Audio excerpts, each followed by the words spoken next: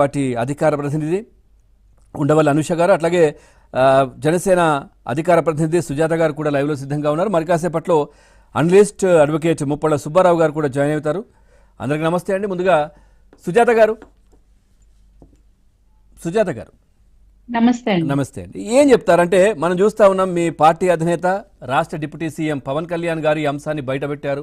PDS బియ్యం ఏ విధంగా ఖండాంతరాలు దాటి వెళ్ళిపోతుందో, విదేశాలకు దాన్ని ఎగుమతి చేస్తూ లక్షల కోట్ల రూపాయలు సంపాదించింది అప్పటి జగన్మోహన్ రెడ్డి ప్రభుత్వం కావచ్చు, వైసీపీ అప్పుడు ఆయన అధికారంలో ఉన్నప్పుడు. సో దాంట్లో కొద్దిమంది ఇప్పుడిప్పుడు బయటపడుతున్నారు. పీడిఎస్ బియ్యానికి సంబంధించి పేరుని నాని లాంటి వాళ్ళు, ఇంకా కొద్దిమంది కూడా బయటకు వచ్చే అవకాశాలు ఉన్నాయి. వాళ్ళు చేసిన అక్రమాలు కూడా, పేదల కూడు ఏ విధంగా లాక్కున్నారు, ఏ విధంగా అమ్మి సొమ్ము చేసుకున్నారు, అన్ని బయటకు వస్తూ ఉన్నాయి. ఏంటి పేరుని నాని ఇష్యూకి సంబంధించి ఏం చెప్తారు? ఇంకా కొద్దిమంది పోలీసులు సహకారం అందిస్తున్నారు, వాళ్ళు అజ్ఞాతంలోకి వెళ్ళిపోవడానికి సహకరించారు అనే దానికి మీ కామెంట్స్ ఏంటి? సార్, ముందుగా మీకు అలాగే ఏబిఎన్ వీక్షకులకి ప్యానెల్లో ఉన్న తోటి ప్యానలిస్టులందరికీ నమస్తే అండి. నమస్తే అండి. ఇది ఏదైతే రైస్ మాఫియా గురించి ఎలక్షన్స్ బిఫోర్ నుంచి కూడా పవన్ కళ్యాణ్ గారు చెప్తూ ఉన్నారు.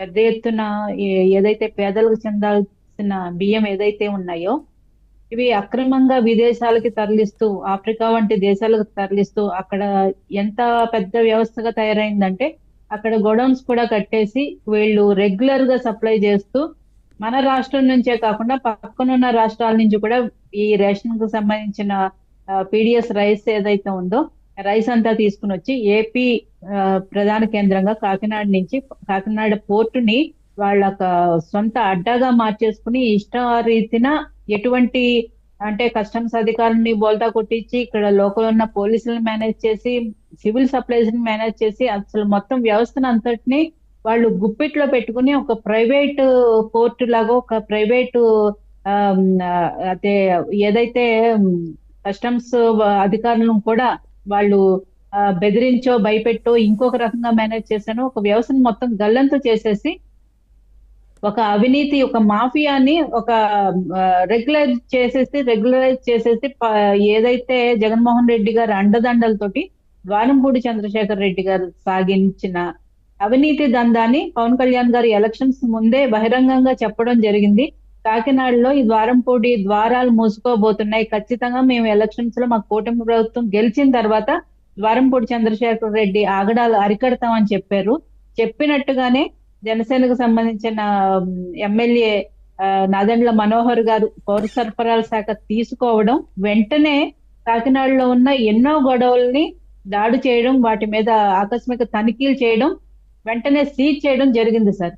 జరిగిన తర్వాత ప్రభుత్వం మారిన తర్వాత ఇన్ని ఆకస్మిక దర్యాప్తులు కానీ తనిఖీలు కానీ జరుగుతున్నా కూడా ఏమాత్రం వెనక్కి తగ్గకుండా వాళ్ళు అదే దాన్ని అలాగే కొనసాగించడం అంటే వాళ్ళకు సంబంధించిన మనుషులు వ్యవస్థల్లో అన్ని రకాల అన్ని డిపార్ట్మెంట్ లో ఏ విధంగా పాతుకుపోయారు అన్నది మొదట చాలా ఆశ్చర్యం వేసింది సార్.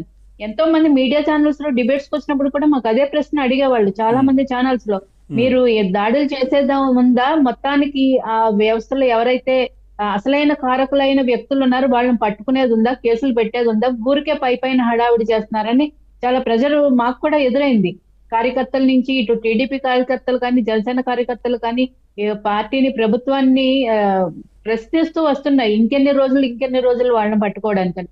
అంటే అక్కడ ఉన్న ఎన్ని అవాంతరాలు ఎదురైనవి, ఏ రకంగా ఈవెన్ మంత్రి వెళ్తే కూడా ఏ రకంగా ఇబ్బంది పెట్టారు, ఏ రకంగా తనిఖీలకు రానివ్వలేదు అన్నది మొన్న సీజ్ ద షిప్ అన్న ఎపిసోడ్ బయటకు వచ్చిన తర్వాత మనకు అన్ని బయటకు తెలిసినాయి.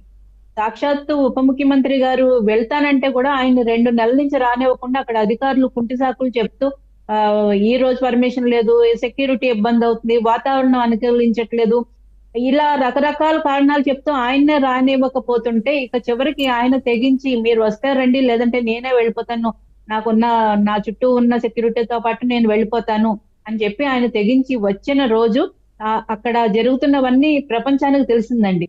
ఎందుకంటే 3 చెక్ పోస్టులు పెట్టించినప్పుడు కూడా అక్కడ ఎవరైతే లారీ ఓనర్స్ ఉంటారో వాళ్ళందరితో స్ట్రైక్ చేయించి, అలాగే హమాలీలతో స్ట్రైక్ చేయించి, పోర్టు సిబ్బందితో స్ట్రైక్ చేయించి, రైస్ మిల్లర్ తో స్ట్రైక్ చేయించి, ఇన్ని రకాలుగా ఇబ్బందులు పెట్టి కోర్టులో కేసులు వేయించి ఆల్రెడీ సీజ్ చేసిన రైస్ ను కూడా ఆ కోర్టు పర్మిషన్ తోటి బ్యాంక్ గ్యారెంటీల తోటి మళ్ళీ రిలీజ్ చేపించుకుని మళ్ళీ వాళ్ళు ఏదైతే ఎక్స్పోర్ట్ చేయడం జరిగింది. అంటే ఎన్నో అవాంతరాలు, ఎన్నో అడ్డంకులు పెట్టారు. ఎన్నో ఏళ్లగా, గత దశాబ్దాలుగా పాతుకుపోయిన వ్యవస్థ కాబట్టి ఒక్క రోజులో 2 రోజుల్లో అది పెకిలించగలిగే అక్కడ కష్టం సార్.